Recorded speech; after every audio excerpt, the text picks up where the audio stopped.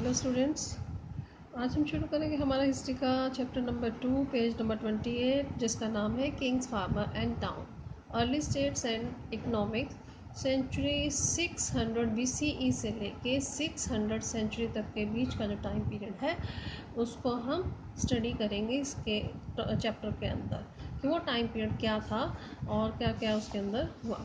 तब सबसे पहले ऊपर बात कर रहे हैं कि हमने जैसे लास्ट चैप्टर पढ़ा हमारा हड़प्पन जो सिविलाइजेशन था उसके बारे में पढ़ा था टोटली, ठीक है। तो उसी की बात यहाँ पे स्टार्टिंग के अंदर की जा रही है कि there are several development in the different part of the subcontinent during the long span of 1500 years following the end of the Harappan civilisation. अब जो डेवलपमेंट था वो अलग अलग हिस्सों में हो रहा था इस सब कॉन्टिनेंट के, क्योंकि अब हड़प्पन सिविलाइजेशन के बाद लगभग 1500 सालों तक यहाँ पर बहुत डेवलपमेंट हुआ। This was also the period, ये एक वो समय था जिस समय की ऋग्वेदा को कंपोज किया गया था उन लोगों के द्वारा जो रहते थे इंडस और उसकी ट्रिब्यूटरीज के आसपास। एग्रीकल्चरल सेटलमेंट जो थी उसकी शुरुआत हो चुकी थी, लोग एग्रीकल्चर करने लग गए थे बहुत से हिस्सों में कॉन्टिनेंट के, जिसमें कि नॉर्थ इंडिया था शामिल, डेक्कन प्लेटू शामिल था, कर्नाटका के कुछ हिस्से शामिल थे, ठीक है। Beside there is evidence of, और इसके अलावा किस चीज़ की और हमें एविडेंसेस मिल रहे थे, पेस्टोरल पॉपुलेशन। पेस्टोरल पॉपुलेशन क्या होती है? पेस्टोरल मीन्स होता है पशु पालन करने वाली जो पॉपुलेशन थी वो उसके भी एविडेंसेस मिले हैं। कहाँ पर? डेक्कन के अंदर और साउथ के कुछ हिस्सों के अंदर। अब जो नए तरीके थे डिस्पोजल ऑफ डेड्स, जो डेड व्यक्ति थे उनके अंतिम संस्कार के, उसके अंदर क्या था कि स्टोन से स्ट्रक्चर बनाए जाने लगे थे बड़े बड़े, मतलब दफना के ज़मीन के नीचे और ऊपर से पूरा स्टोन का स्ट्रक्चर बनाया जाने लगा था जो मेगालिथ कहलाता था, ठीक है। इस तरह से ये नई एक शुरुआत होने लग गई थी। Emergence in the central and south India from the first millennium BCE, जो फर्स्ट मिलेनियम BCE था उस टाइम पीरियड में सेंट्रल साउथ इंडिया के अंदर इसकी शुरुआत हो गई थी। इन मैनी केसेस, बहुत से केसेस के अंदर जो डेड थे उनके साथ दफनाया जाता था काफ़ी मात्रा में आयरन के टूल्स और वेपन्स को, ये भी शुरुआत हो चुकी थी। अब 6th सेंचुरी BCE से there was evidence that there were other trend as well, दूसरे जो ट्रेंड्स थे वो भी शुरू हो चुके थे 6th सेंचुरी BCE से।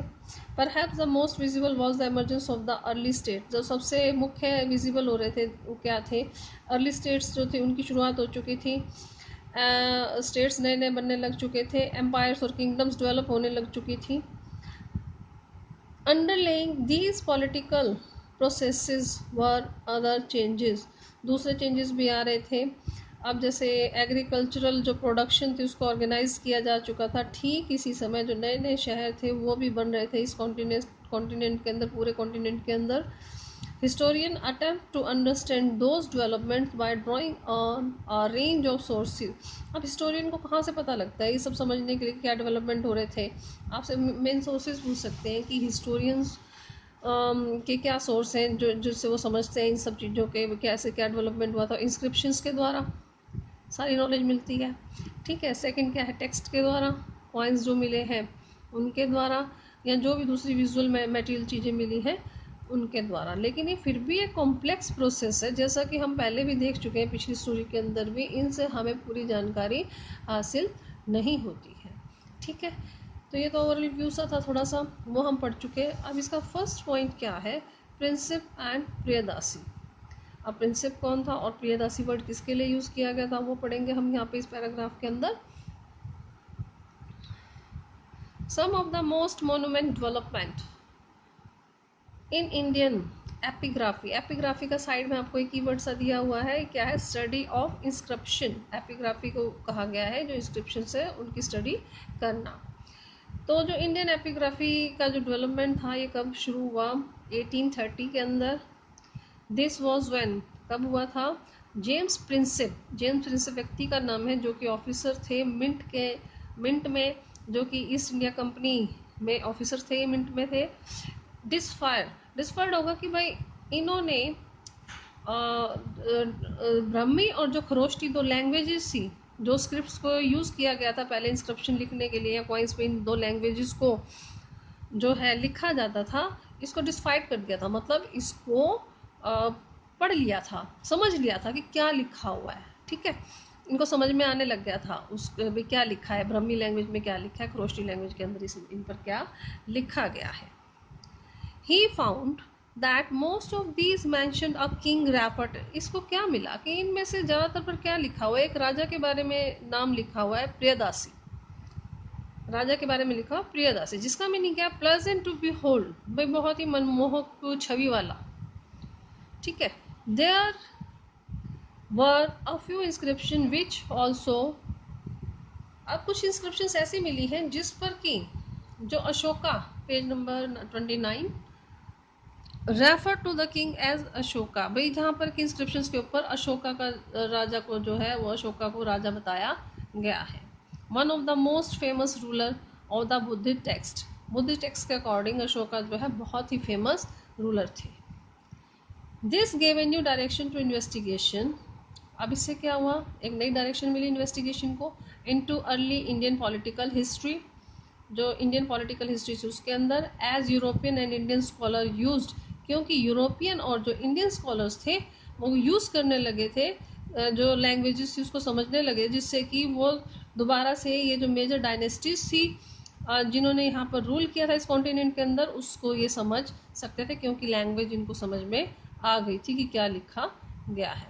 एज ए रिजल्ट जिसका नतीजा क्या निकला, the broad contour on political history were in place by the early decade of the 20th century. अब एक रूपरेखा ऐसी तैयार कर ली गई थी कि अर्ली डिकेड्स में 20th सेंचुरी के कि हमारा जो पॉलिटिकल इतिहास था वो था क्या, उसकी एक ब्रॉड कंट्री मतलब एक पूरी जो रेखा चित्र था वो उसका तैयार कर लिया गया था। Subsequently scholars began to shift their focus to the context of political history. अब ये किस चीज़ पर ध्यान देते थे, पॉलिटिकल हिस्ट्री पर, investigating whether there were connection between the, अब ये मतलब कि कनेक्शन जो ढूंढने की कोशिश कर रहे थे किसके बीच में, कि जो पॉलिटिकल चेंजेस हुए हैं और जो इकोनॉमिक और जो सोशल डेवलपमेंट हुए, क्या इनके बीच में कोई संबंध था उस समय में, आपस में ये कोरिलेट करते थे। इट वॉज सून रियलाइज्ड, और जल्द ही ऐसा एहसास भी हुआ, that while there were links, इनके बीच में लिंक्स थे, लेकिन हो सकता है कि there were not always simple और डायरेक्ट, भाई इतने साधारण लिंक भी नहीं थे और सीधे लिंक भी नहीं थे, तो ये रियलाइज़ कर लिया गया था। तो ये अब क्यों क्यों समझ पा रहे थे, क्योंकि मेन जो जेम्स प्रिंसेप थे, ठीक है, ईस्ट इंडिया कंपनी के ऑफिसर थे, आपसे अगर पूछ ले जेम्स प्रिंसेप कौन थे, ठीक है, प्रियदासी पूछ ले तो कौन था, तो ये कौन, प्रियदासी किसके लिए यूज़ किया गया था, किंग के लिए यूज़ किया गया था, ठीक है, प्लेजेंट टू द बिहोल्ड, और ये इंस्क्रिप्शंस में लिखा हुआ था, और कई जगह जो इंस्क्रिप्शंस के अंदर किंग अशोका के बारे में भी लिखा गया। तो ये सब जानकारियाँ क्यों मिली थी, क्योंकि ब्राह्मी और खरोष्टी जो लैंग्वेज थी जिनमें कि इंस्क्रिप्शंस या जो भी टेक्स्ट उस समय का लिखा गया था उसको जेम्स प्रिंसेप ने पढ़ना सीख लिया था, उनको समझ में आ रहा था कि लिखा क्या है, उसको जान गए थे उस स्क्रिप्ट को, ठीक है। तो आज हम इतना ही करेंगे, अगर यहाँ तक किसी को प्रॉब्लम हो तो मुझसे डिस्कस कर सकते हैं। Thank you.